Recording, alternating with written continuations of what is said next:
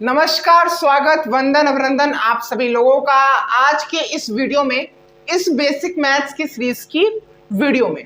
तो आज की इस वीडियो में हम ज्योमेट्री का एक और इम्पोर्टेंट टॉपिक अच्छे तरीके से जानने, पढ़ने और समझने वाले हैं, जिसका नाम है क्वाड्रिलेटरल। इस टॉपिक को हम जीरो लेवल से समझेंगे, बिल्कुल ही इजी लैंग्वेज में समझेंगे। ठीक है, अगर आपको ये भी नहीं पता कि क्वाड्रिलेटरल आखिर होता क्या है तो आप सही जगह पे आए हो। इस वीडियो में लास्ट यानी एंड तक जरूर बने रहना। तो मैं ये कह सकता हूं कि इस वीडियो को देखने के बाद आप ये ऑब्जर्व करोगे अपने अंदर कि आपको क्वाड्रिलेटरल का जितना भी बेसिक है वो आपको क्लियर हो चुका है, स्ट्रांग हो चुका है। अगर आप क्लास 8, 9th या 10th में हो और अपना बेसिक्स रिवाइज कर रहे हो तो इस वीडियो को जरूर देखना। क्यों? क्योंकि इस वीडियो से आपका जो भी बेसिक का पार्ट वीक है वो स्ट्रांग हो जाएगा, साथ ही साथ पूरा रिवीजन हो जाएगा पूरे एक टॉपिक का। ठीक है, तो बिना देरी के श्री गणेश करते हैं आज के इस वीडियो का, इस क्वाड्रिलेटरल टॉपिक का।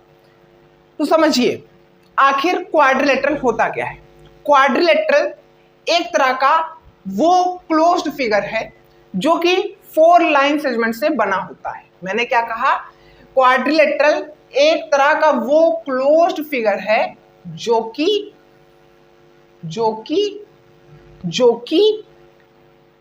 किससे बना है? 4 लाइन सेगमेंट से बना होता है। ठीक है, अच्छा, इस क्वाड्रिलेटरल चैप्टर टॉपिक को शुरू करने से पहले मैं आपसे एक क्वेश्चन पूछूं। चलिए पूछ लेता हूं।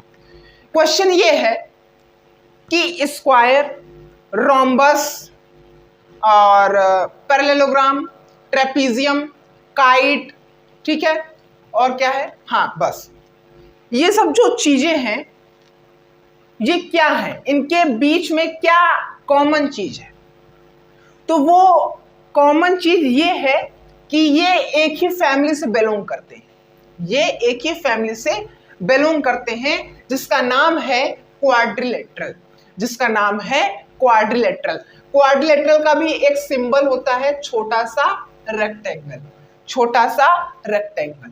ठीक है, मान लीजिए मैंने ये एक क्वाड्रिलेटरल बनाया और ये जो 4 पॉइंट्स हैं, इन चारों का हमने नामकरण कर दिया। इसका नाम रखा A, इसका नाम रखा B, इसका नाम रखा C और इसका नाम रखा D। ठीक है, तो अगर हमें इस क्वाड्रिलेटरल को रिप्रेजेंट करना हुआ तो कैसे करेंगे? सबसे पहले हम क्वाड्रिलेटरल का सिंबल बनाएंगे, यानी कि छोटा सा रेक्टेंगल, फिर उसके बाद लाइन से इन चारों का नाम लिख देंगे, यानी कि ABCD। ये जो एक्सप्रेशन हुआ ये इस पूरे क्वाड्रिलेटरल को रिप्रेजेंट कर रहा है। अगर कोई भी व्यक्ति इस एक्सप्रेशन को देखेगा, पढ़ेगा, सुनेगा तो वो समझ जाएगा कि आप इस एक्सप्रेशन की मदद से इस क्वाड्रिलेटरल को रिप्रेजेंट कर रहे हो। ठीक है, क्या इतनी बात क्लियर हुई? तो अब आइए बढ़ते हैं हम क्वाड्रिलेटरल के पार्ट्स पर। ठीक है, तो देखिए एक और चीज मैं आपको पार्ट समझाने से पहले समझाना चाहूंगा कि इस क्वाड्रिलेटरल के बेसिक को स्ट्रॉन्ग करने के लिए आपको एक टर्म पढ़ना पड़ेगा जिसका नाम है डायगोनल।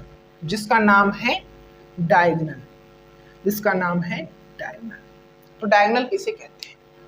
ठीक है, इसका भी पता होना जरूरी है। तो डायगोनल एक वो लाइन या लाइन सेगमेंट है जो क्वाड्रिलेटरल या किसी भी क्लोज्ड फिगर के 2 पॉइंट्स को ज्वाइन करता है। मान लीजिए ये एक क्वाड्रिलेटरल है और मैंने इन 2 ऑपोजिट पॉइंट्स को एक लाइन से या फिर एक लाइन सेगमेंट से ज्वाइन करा दिया। तो ये जो लाइन होगी, ये जो लाइन सेगमेंट होगा, इसको हम कहेंगे डायगोनल।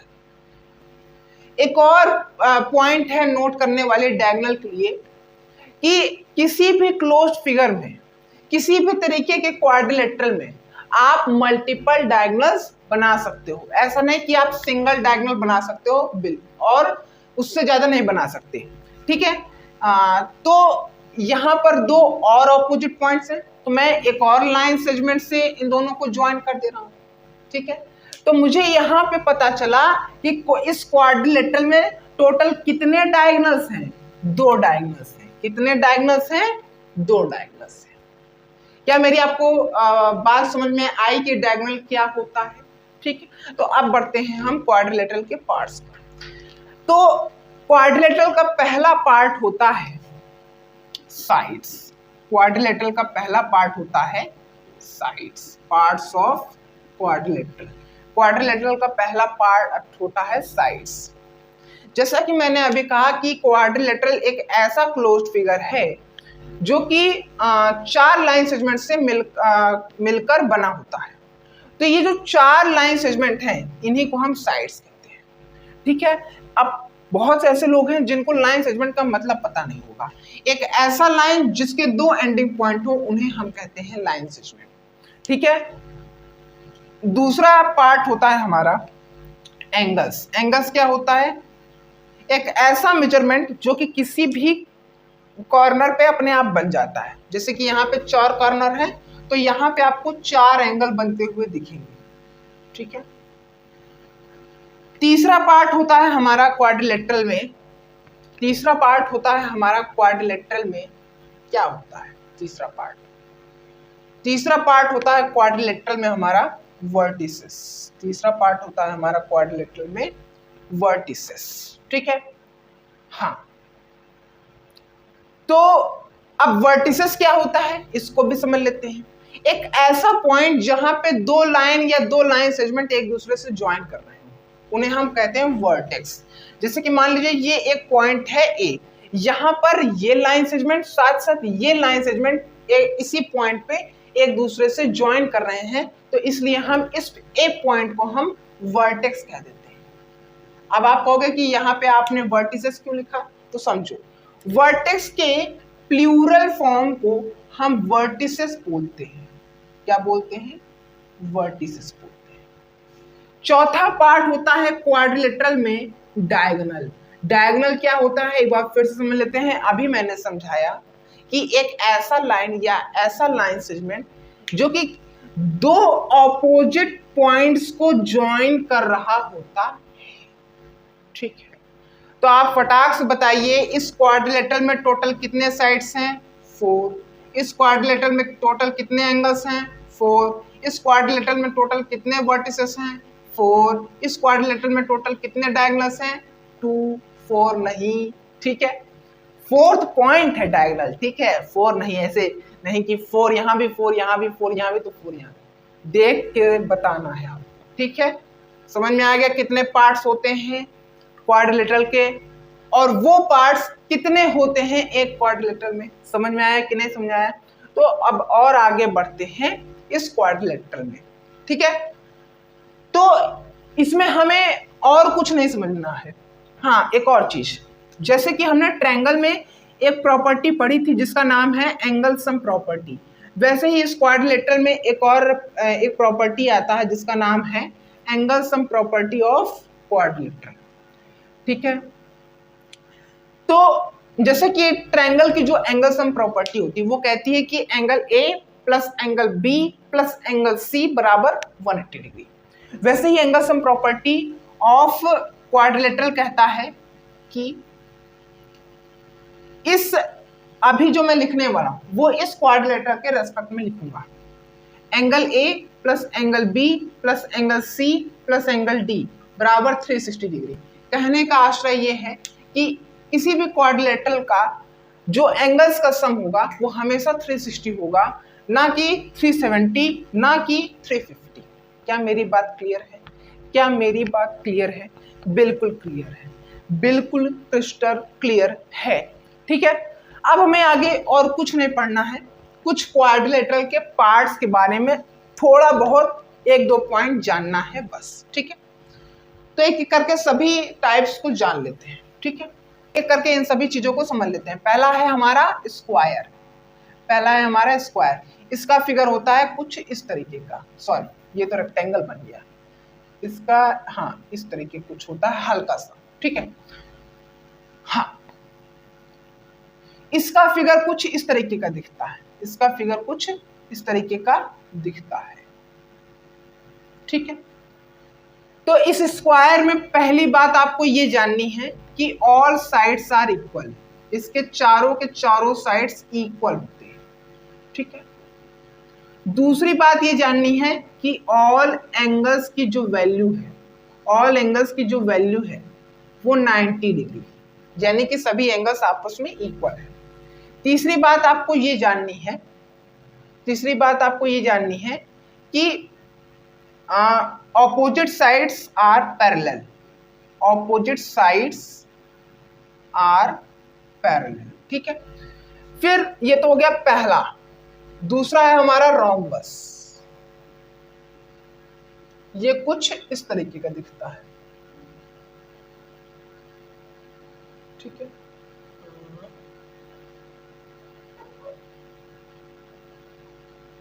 ये कुछ इस तरीके का दिखता है, ठीक है। रोम्बस में पहली बात ये है कि वही ऑल साइड्स इक्वल। दूसरी बात ये है कि नहीं, दूसरी बात इसमें ये होगी कि जो डायगोनल्स है वो बाइसेक्ट करते हैं, डायगोनल्स जो हैं वो बाइसेक्ट करते हैं 90 डिग्री पर, ठीक है। तीसरी बात यह है कि ऑपोजिट साइड्स जो होती हैं, ऑपोजिट साइड्स जो होती हैं वो होती हैं पैरेलल, ठीक है। तीसरी जो चीज है वो है रेक्टेंगल, वो है रेक्टेंगल। इसका फिगर कुछ इस तरीके का होता है। रेक्टेंगल में पहली बात ये होती है कि जो ऑपोजिट साइड्स हैं, जो ऑपोजिट साइड्स हैं वो होते हैं इक्वल। दूसरी बात यह है कि जो ऑपोजिट एंगल्स हैं वो होते हैं इक्वल, यानी कि 90 डिग्री, ठीक है। तीसरी बात यह है कि जो डायगोनल्स हैं वो होते हैं इक्वल, वो होते हैं इक्वल। चौथा चीज है पैरेललोग्राम, चौथा चीज है पैरेललोग्राम, ठीक है। इसका फिगर कुछ इस तरीके से दिखता है, ठीक है। पहली बात इसमें यह है कि ऑपोजिट साइड्स इक्वल,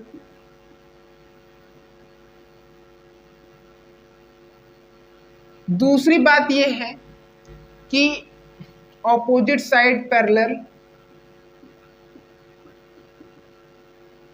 ठीक है। तीसरी बात जानने की जरूरत ही नहीं, ठीक है, यही दो बात काफी है, ठीक है।